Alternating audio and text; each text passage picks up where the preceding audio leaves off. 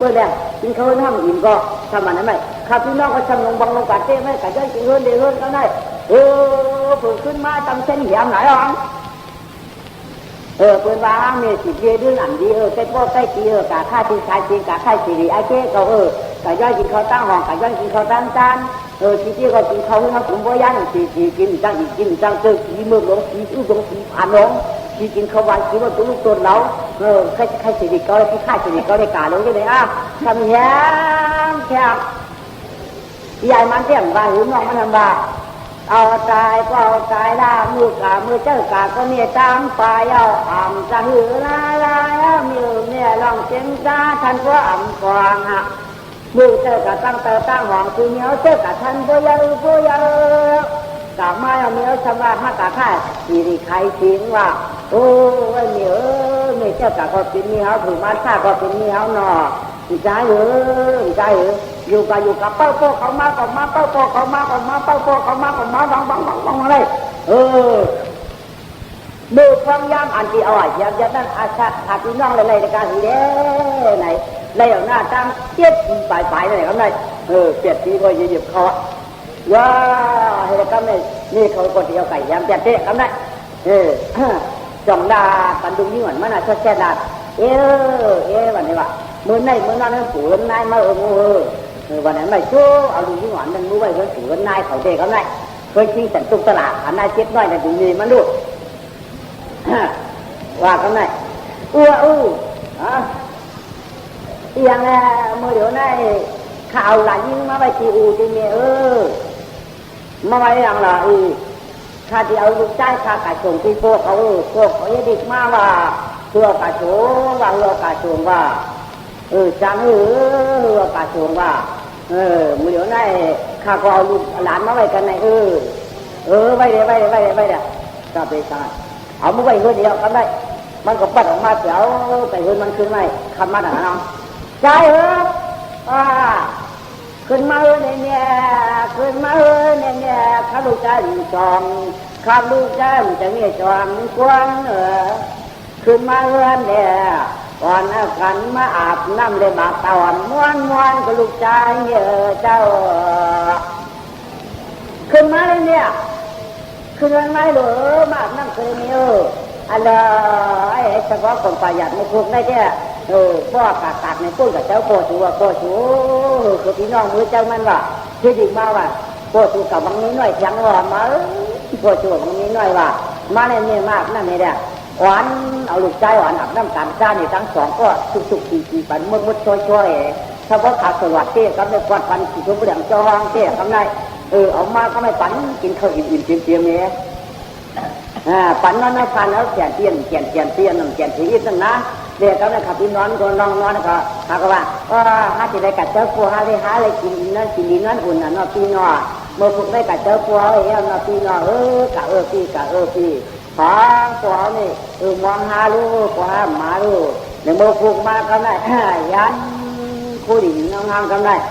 มันเอาตั้งผ้าตั้งเตี้ยมันเองช่องไอ้แฉกก็ได้มันก็มือละชี้จีเขาเตี้ยก็ได้ตอนตัดสิมันตีที่ชักหูผู้ชั่วไว้เนี่ยหนังหูเนี่ยคนก็ที่ข้าเรียข้าถ้าเด็กด้วยกันนะก็เดียงค่ะที่รู้อะไรสมาธิในหัวแล้วค่ะไปบอกค่ะบอกอะไรเขารู้อะไรสมาธินั่นบอกค่ะมันเป็นสีดำเงาวันเขาค่ะล้มต้องบอกอะไรค่ะเขาบอกรู้สมาธิว่าอะไรก่อนเนี่ยวันนี้ไม่มันอันที่เจ๋แก่นั่นแหละดีโอ้เจ้าวันนี้ก็ตาโฉมก็ดีวันนั้นนะวันคืนนี้ที่สมาธิเลยหรอก็ไรสมาธิเดี๋ยวข้าวขับไว้ใจตาโฉมที่โปเขาเข้ามาง่ายก็ไหลโฉมก็ไหลก่อนเลยโฉมที่โปเขาเพิ่งโปเขาวันนี้แล้วล่ะนะโปเขาการมึงไก่มึงกระดิ่งกระดิ่งพูนเขาว่าเชื่อเดียวโฉมอ่ะเอากระโจนเขาก็ตัวพวกเขาอยู่ดีมาเนี่ยคือเอาลูกใจกระโจนมันตีนเฮือนใจเยี่ยมนี้หน่อยเพียงเหม่อว่าในค่ะมันฝันมาแล้วฝันมาหรือยังจะมือว่าให้ค่ะจะเพราะนั้นก็กะตัวนี้กินกันก้ามองจนได้เขาซ้อยหรอเว้ยก็กะเอามาหนีรู้ เอาไม้เนี่ยก็ได้ก็ต้องตัวที่วัดไอ้กันตั้งมองตัวนี่มันก็ทำนี้ดีใหญ่หนีตัวก็ไม่ใจเราเด่นหลังมือเขาก็ไม่ล่ะเรื่อง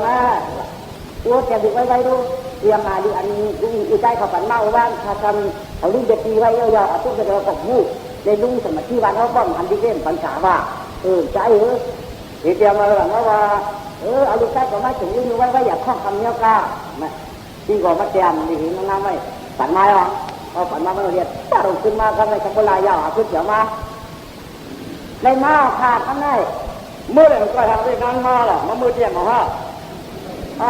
เมื่อเตรียมมองก็ข้าก็เปิดขาในมือชอบมือหาอันที่ว่าจะคือเงินขาได้หายากนะถ้าจะดึงที่ไว้ค่ะ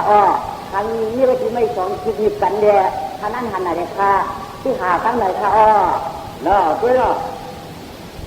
มีกองถึงนั่งแถมยามต้องหนังรองตั้งอยู่เขานั่นถ้าเอามาส่งคนเพิ่ใหญ่ความขำยามฟองอาจารย์รองตั้งเขาอีกกันตั้งมองโจเล่ตีหน้าเริ่มเย้าเนี่ยบอกว่าใครหันดุจใจสองข้อเขาเอามาส่งไว้รองตั้งมันนี้หนังไหนค่าตั้งไก่ตั้งไปคิดวันถึงเย้าเจ้าเจ้ก็ไม่เยอะ用可能我可能做的这么多的故事讲嘛，我要外个那话人家，慢点要跟外，放外个那段慢上做的故事外呢，我一กันต้องมองตัวมากก็ต้องยกสมาคำใดใจอย่างเดียวน้ำมีนี่น้ำจ้าไม่ว่าขาดเยอะค่ะเจ้านั้นเจ้าดีกว่าไปนี่อันนี้นะถ้าเราพูดอะไรอยู่มุ่งที่ที่หาเขาอย่างหมอเยอะค่ะท่านก็ยกมือทำมันถึงกล่องสยามมันคาร์โลค่ะเจ้าหนักคาร์โลเมื่อถึงก็ยังเหลืออ่ะยาวเจอที่อุบลเลยก็ถึงข้าปัดถึงมากันนะอะไรที่กระตุ้นที่น้องก็ได้เห็นอย่างที่นี่เนาะอันถูกจุดเริ่มต้นการคือสมัครที่ระหว่างเขาเนี่ยเจ้าหน่ะได้ดีกว่าตั้งเราไปตั้งเราก็ดิบเหมือนก็นั่นว่ะดิบเหมือนก็นั่นว่ะเจ็ดชื่อก็ตัดจุดดุจนี้มันนะก็ตัดจุดดุจนั่งมันนะที่สมัครที่วันมีจานน้ำเนี่ยเขาก็มันเขาแก้ไปแล้วมันใจก็